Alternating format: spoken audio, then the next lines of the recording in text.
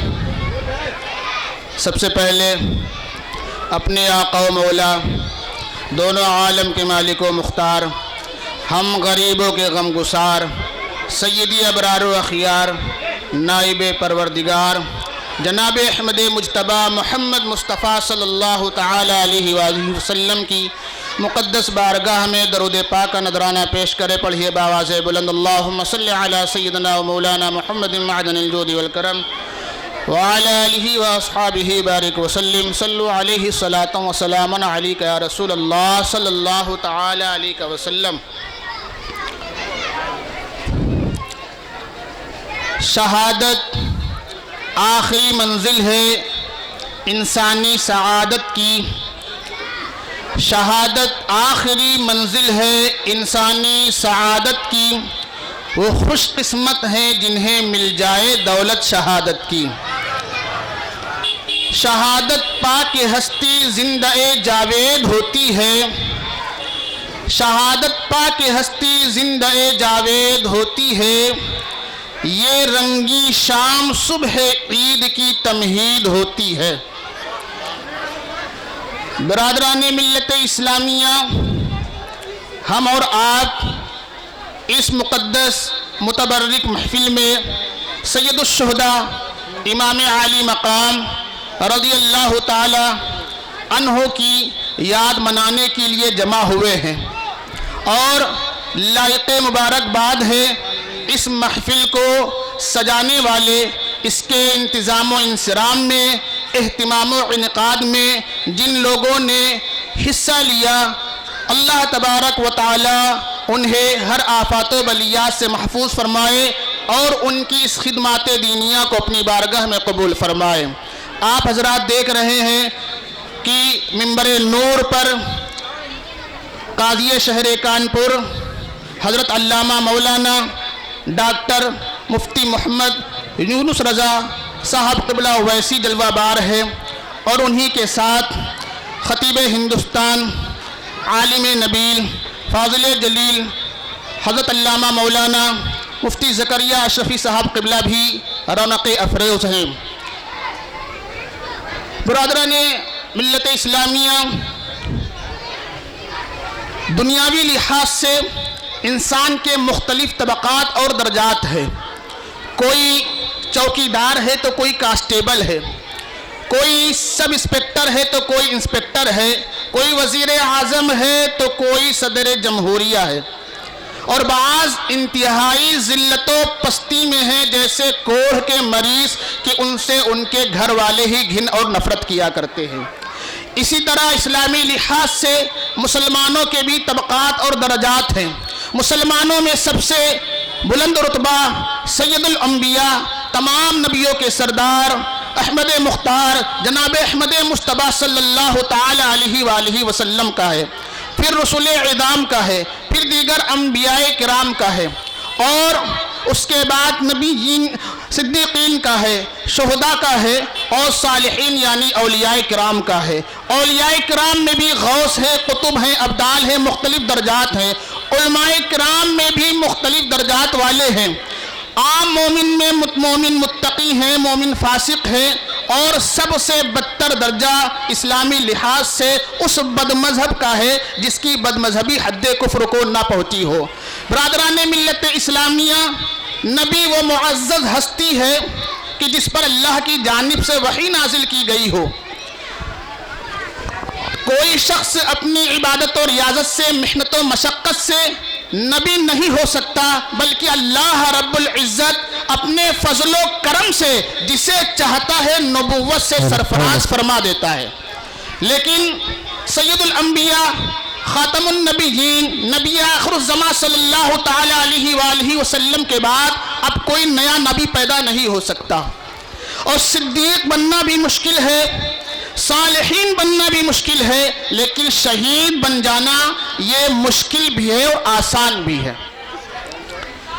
مشکل اس لیے کہ ہر شخص کو اپنی جان بہت زیادہ پیاری اور عزیز ہوا کرتی ہے، اور آسان اس لیے کہ شہید ایک ہی جست میں، ایک ہی چلان میں زمین کی پستی سے آسمان کی بلندیوں پر پہنچ جایا کرتا ہے.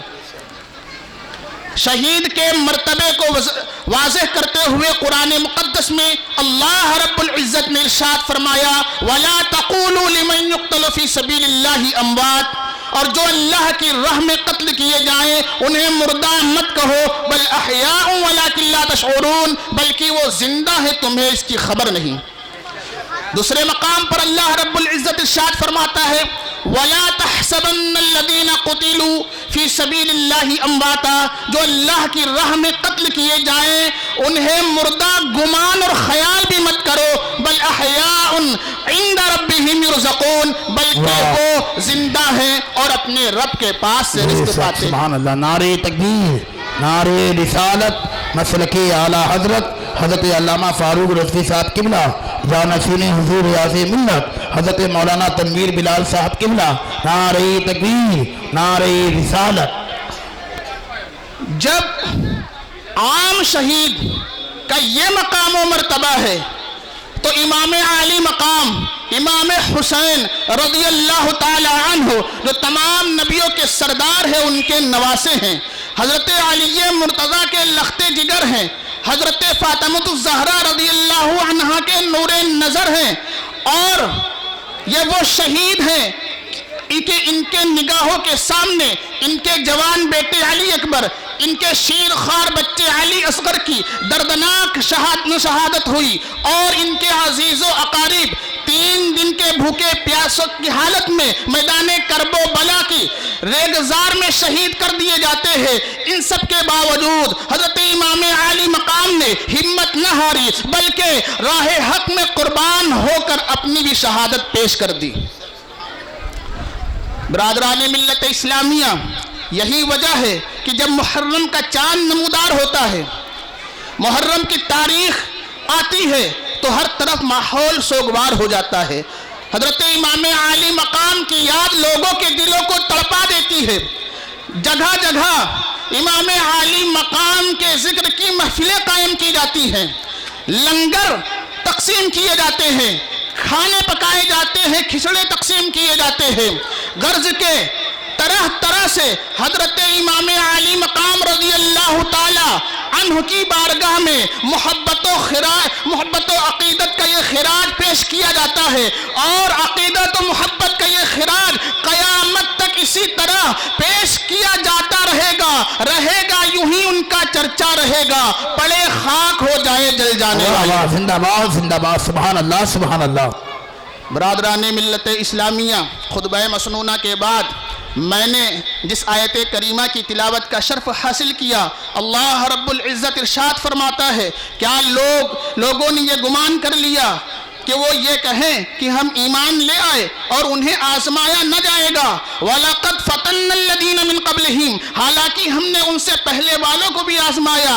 اللہ خوب جانتا ہے کون سچا ہے کون جھوٹا ہے، اللہ علیم بذات الصدور ہے، عالم الغیب والشہادہ ہے۔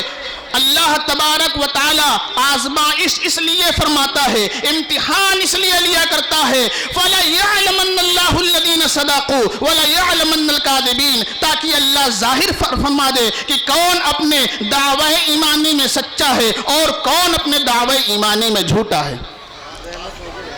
برادران ملت اسلامیہ کہ یہ قانون فطرت ہے، یہ دستور قدرت ہے کہ جس کو اکثر جب کسی کو بلند رتبہ ملنا ہوتا ہے تو اسے ابتلاء، آزمائش اور امتحان کے کٹھر دور سے بھی گزرنا پڑتا ہے۔ بغیر تکلیف جھیلے، بغیر مشقت اٹھائے، بغیر مصائب و آلام کو برداشت کیے کسی کو رتبہ نہیں ملا کرتا۔